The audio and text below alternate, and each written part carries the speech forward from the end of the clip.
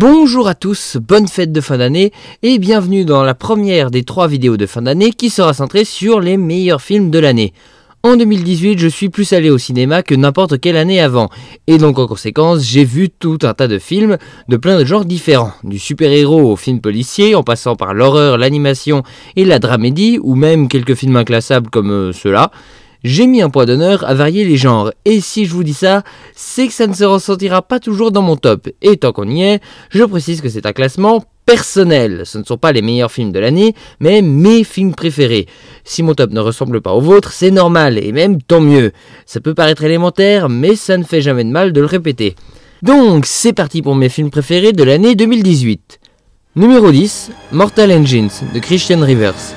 Quand Peter Jackson revient en grande pompe avec une nouvelle saga, ça mérite forcément qu'on s'y intéresse, même si Jackson ne réalise pas, contrairement à tout ce que la promo nous fait croire. Je serai toujours fasciné par le talent et la passion des équipes de Weta pour créer un monde nouveau et réaliste, fourmillant de détails. L'univers est sans conteste le point fort du film, d'autant que je suis très ouvert au post-apocalyptique, ce film démesuré et inventif ne pouvait que me plaire. Numéro 9, Le secret des Marrowbone. Film d'horreur entre guillemets espagnol avec un casting entièrement américain où tout le monde parle en anglais mais où les titres sont tous en espagnol, bref, un bon film de mystère avec un twist magnifique digne de Shyamalan comme on n'en avait pas eu depuis Premier Contact en 2016 quand même. Je n'ai pas grand chose à dire car en dire beaucoup gâcherait le film, donc je vous laisserai découvrir ce petit bijou. Numéro 8, First Man de Damien Chazelle. Je vais pas le cacher, le film a des défauts, comme une structure un peu bancale vers le milieu et une caméra trop souvent en shaky cam. Mais quand on est arrivé au passage sur la lune, le gamin de 8 ans qui rêvait d'être astronaute qui sommeille en moi s'est réveillé. Les scènes étaient d'un réalisme fou, j'avais vraiment l'impression d'être sur la lune avec les astronautes. Avec en plus une musique magnifique, First Man est une expérience vraiment prenante à vivre impérativement au cinéma. Numéro 7, Ready Player One de Steven Spielberg. Pas forcément très objectif sur celui-là, tellement il me brosse dans le sens du poil. Des références geeks en veux-tu en voilà, Batman, King Kong, Akira, tout y passe.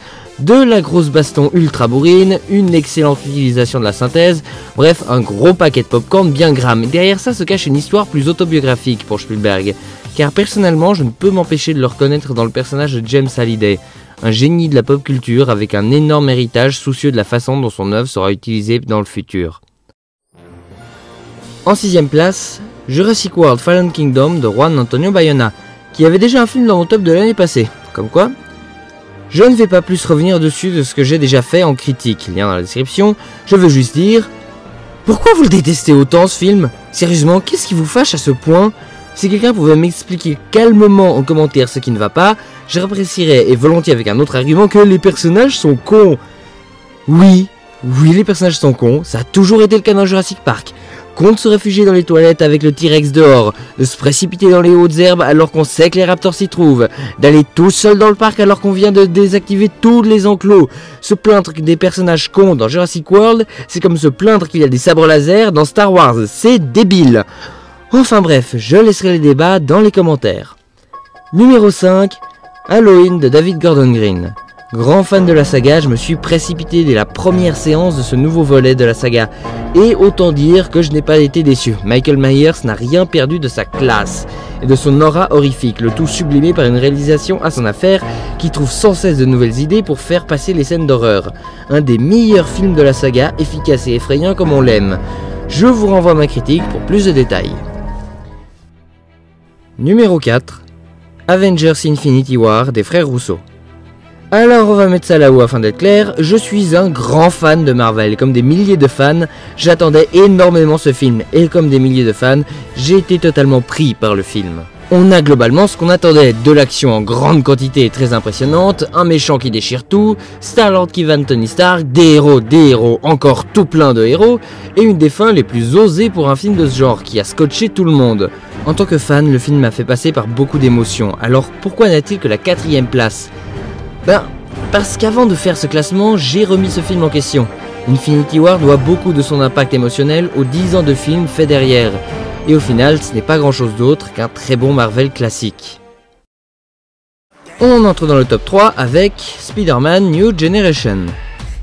Car contrairement au précédent qui restait dans une forme assez classique, ce Spider-Man est déjà beaucoup plus novateur, une véritable mine de créativité et d'inventivité où chaque scène regorge d'idées, avec une mise en scène recherchée rappelant fortement les comics, qui se démarquent des précédentes adaptations. Tout comme l'histoire, car enfin on a droit à autre chose pour Spider-Man que Peter Parker affronte ses problèmes à New York. Et même du point de vue purement narratif, le film innove. Un véritable plaisir de voir ce mélange osé de Scott Pilgrim et de Spider-Man dans le paysage des films de super-héros actuels. Numéro 2, Les Heures Sombres de Joe Wright.